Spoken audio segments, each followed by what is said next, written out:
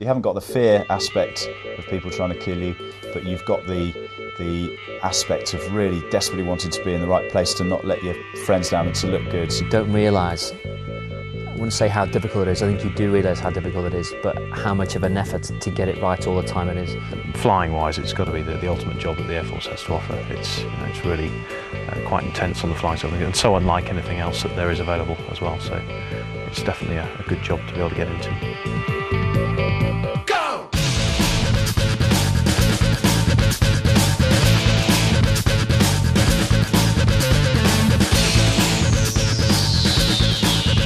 It'd be foolish for anybody to arrive here to fly with the team and have an expectation that this is going to be easy. This will be the most demanding flying they've ever done in their life. They have to concentrate at 110% for very long periods of time.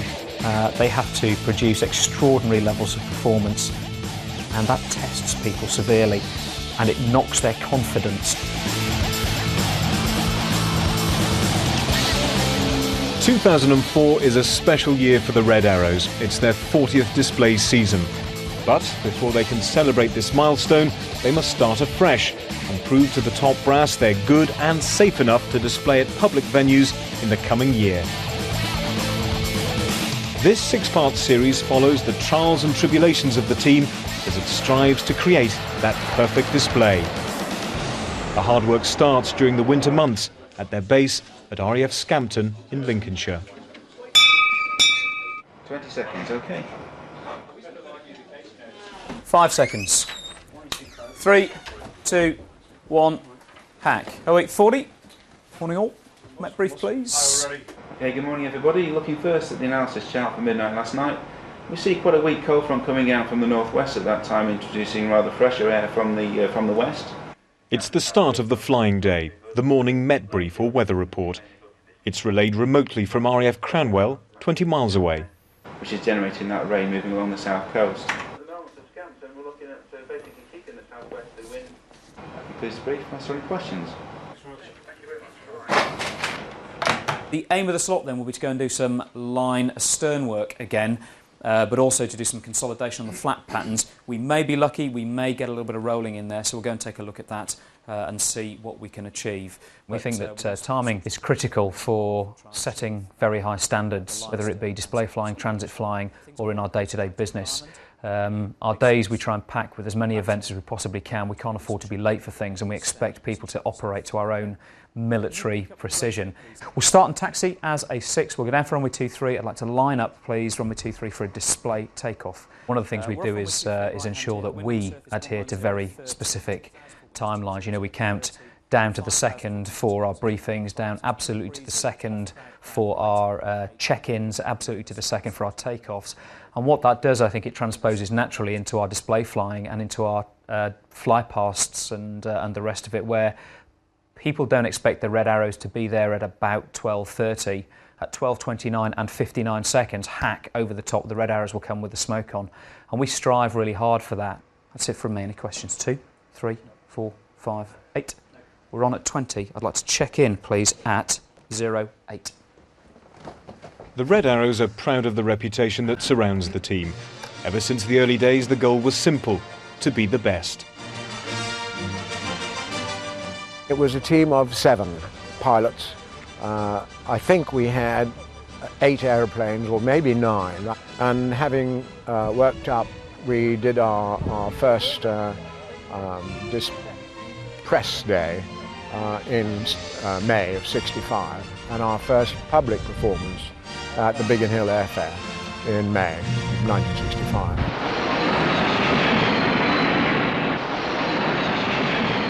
We had a good public, and indeed, if we hadn't had a good public in those days, I dare say the team probably wouldn't be here today. By about 1967, I would say, and certainly by 1968, we were probably the best aerobatic team in the world.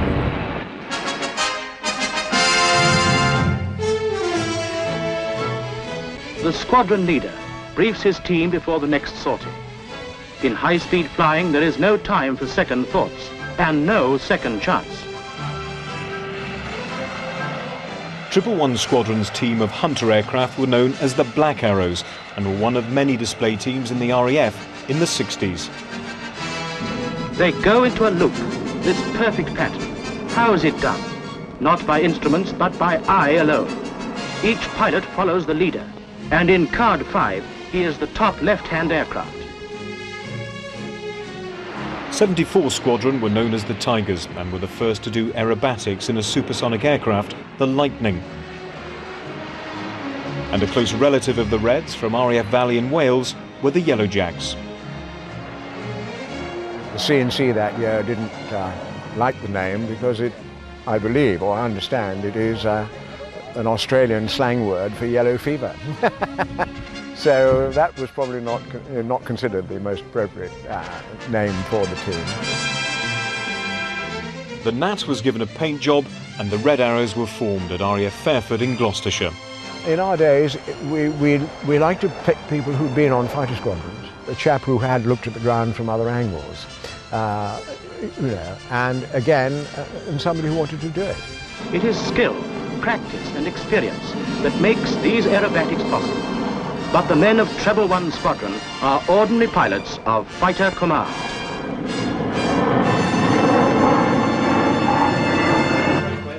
The tradition of choosing the team from amongst the frontline squadrons continues today.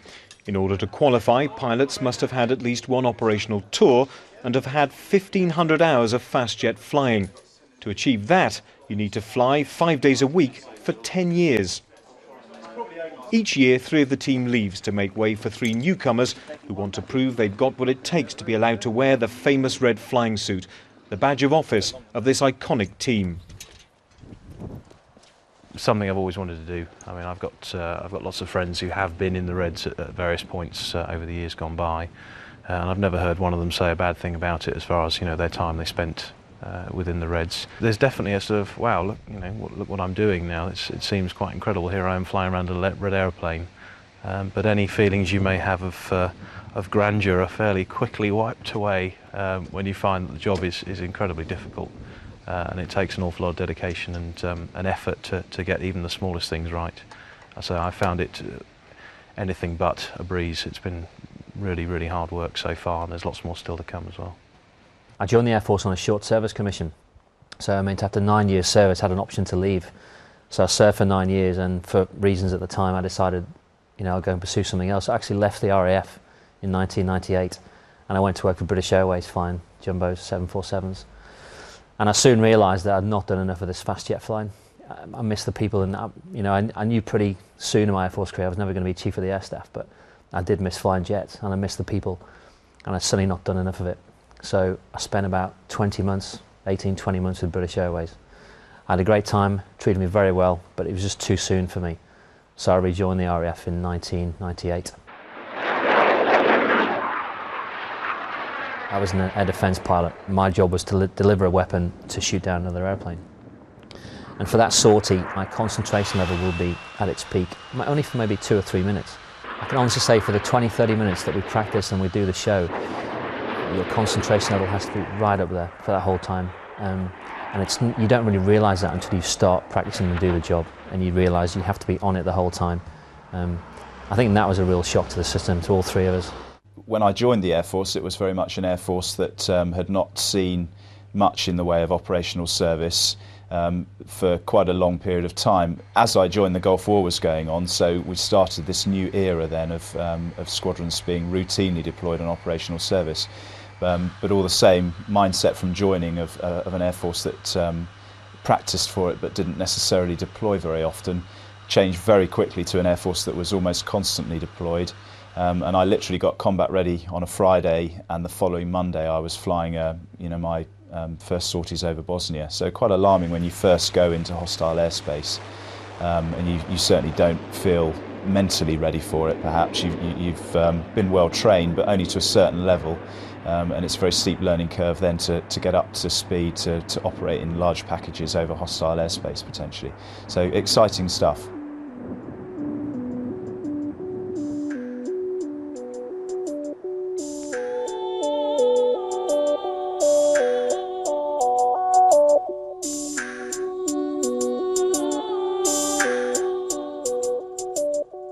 Just prior to joining the Red Arrows, I was lucky enough to be selected as the Harrier display pilot. It made me realise that, you know, actually what I'd joined for was to fly aircraft, and that turned my mind towards the Red Arrows. I think perhaps there's a perception that you come from a world where you are, you know, towards the top end of your tree. You know, you're one of the more experienced pilots in your particular field, on the Harrier in my case. You then go to something and you are, you know, rock bottom again. There's no doubt about that. It's another thing you have to deal with, and it's fine. It's actually more of a personal struggle to go from being or feeling reasonably competent at the job you're doing to suddenly not being able to do things all the time, and it's very, very frustrating. From day one, when I flew in a fast jet when I first started flying, and somebody said one day you'll be doing this, you'll be upside down, looping and rolling, radio calls, smoke buttons, all this stuff. No chance, I can't do that. If I was to never fly again after this tour, you know, I'd retire a happy man. I think the overall thing that I find most difficult is just the sheer concentration level that you have to maintain for the whole of the half-an-hour period while we're flying. You know, again, other flying I've done in the past, there'll be moments which are really, really intense, you know, like a target run or some form of, you know, evasive manoeuvres against some form of enemy system. But in this, you're having to concentrate really, really hard right from the minute you get onto the runway to the moment you land on the runway at the end again. And sometimes I just can't concentrate that long. We're in our winter training period, which is where all the hard work gets done and the preparation gets done for the summer season.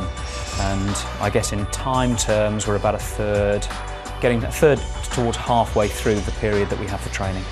I set myself a schedule of training for where I think we need to be at any particular point in time, and I reference where we are to that training plan.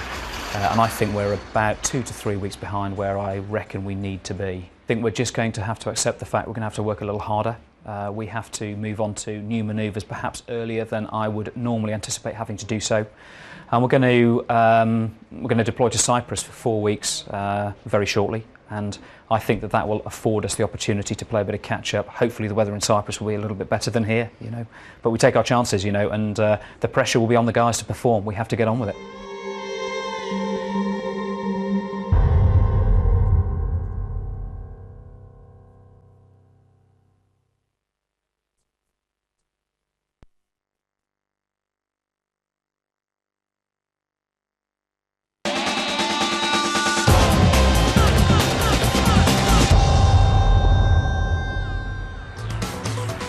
From the ground, the Reds' displays seem almost effortless.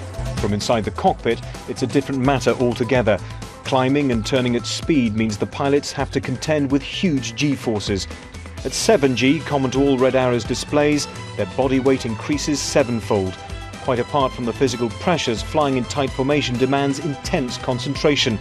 The pilots need to keep each aircraft in exactly the right place, even when they're upside down, only feet apart, and travelling at over 400 miles an hour. But before the 3 newcomers can attempt the complicated manoeuvres, they must match the skills of their more experienced teammates. So it's back to basics.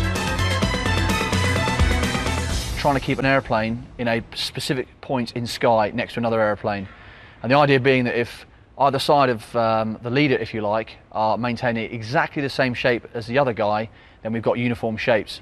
And that is kind of the essence. And what we have to do that, the tools we have, in essence, we've got what's called references.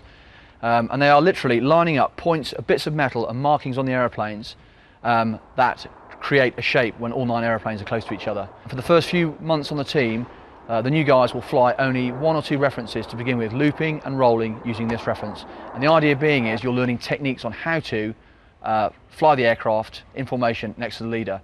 And to dispel any myths, the airplanes are not equipped with any great computers to do this. You know, they are nearly 25-year-old aircraft, and it's literally stick, rudder, and the engine. You, the pilot, have to put the aircraft in the right point of sky. So, for instance, this reference here is known as the arrow reference, and the first reference, if you like, gives us what's called the long and short reference, and this is the line, and all it is a wing line. If you imagine, if you take this line, you could pretty much run it out to infinity. So in my aircraft, I'm on the left-hand side now, but I will be on the right-hand side where I normally fly. But the principles are exactly the same. What you have you have a 4.5 reference, okay? If I'm too far forward of that leading edge, then I can see too much of it. If I'm too far back, I can't see any of it. So I know that the correct length, as it's referred to, is exactly down the wing line. Okay, so that is the 4.5 sorted. If you would just say 2 inches back off that reference, you would just mean that your side would look longer than the other side. So what you're trying to do is you're all trying to be on that reference, and that might well be inches that you're striving for to get the shape absolutely nailed. But obviously we've got width, so in and out to the aircraft next to us.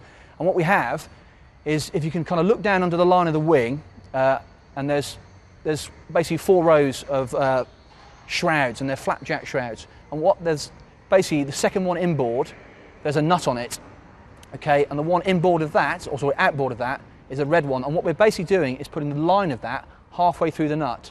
So if I move in and out, as I move in, okay, I can't see any of the nut. If I move out, okay, that nut gets bigger, and eventually that line, okay, goes forward of the nut. So what I'm trying to do is move in and split the nut and look down the wing line. So I would be on my reference. And that's in a nice, calm, still day is even difficult to do that. In a bumpy day, then it just makes that job all that much more difficult. And that is one reference, and that is the primary reference that you first start flying when you arrive on the team. So you loop and you roll in that reference. All you do in the first 2-3 months on the team is wing line and nut, as it's known. Wing line, that's all you concentrate on in that reference. The guys, everyone on the team in the flying work very hard, and at this time of the year it's very frustrating because you really put your heart and your soul into it, and it doesn't always go right. And there's no computers in the aeroplane, it's just purely down to you. You know, you connect to the aeroplane, and it's basically up to you to put the aeroplane in the right bit of sky, fundamentally. And when it doesn't go right, it's very frustrating and very exhausting because you are putting everything into it. And the pressure doesn't end when you land. This is the domain of precision aerobatics. If you've made a mistake, there's nowhere to hide. Every slot is filmed, and the tape is scrutinised in the debrief. We are very honest in the debriefs anyway. We have to be, because you don't learn if you're dishonest for a start. But added to that, as you say, A, it's being filmed, so any mistake you do make is there for everyone to see. And B, it's quite, because we're in very close proximity to each other. Any error you make is quite obvious to anybody else in the formation. Particularly as we get better, and people, for instance, outside of me, can spot an error that I'm making and see that it's an error of mine rather than an error of theirs. So yeah, that's definitely an issue.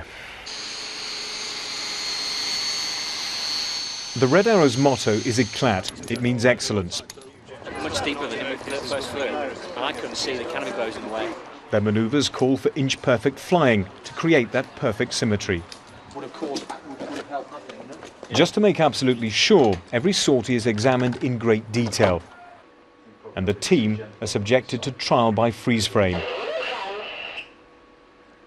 Those are much more controlled, aren't they, though, the offs? They're also expected to call out their own mistakes. Yeah, it seemed like it was like, it's an odd and then a bit of a pause, so you just need to make sure it's a bit more of a pause. And then down the line here, it looks like there's quite a lot of difference in height. I went, I rode up initially, and then I think in the effort to halt that, I went down a little. Pretty good widths, 4.5. I don't think I was quite prepared for just how high the workload was going to be. 3 times a day, every day, with the level of concentrations required, really does test your ability to keep those concentration levels, particularly on the 3rd trip on a Friday, and to remain focused and not to get down from the debriefing side, which is, of course, constantly telling you you're not in the right place and you need to work harder at being in the right place. So fatigue levels have been a real issue. Not sure that's tight. Is it on the right? Yeah, I'd agree that. I think 8's tight. I'm not sure 2 and 4 are. Looks all right. Every time the team displays, the public and the media take photographs of every move they make, and many are published. So even the small mistakes must be eliminated. It's not a bad length, I think. Attention to detail is the order of the day. Yeah.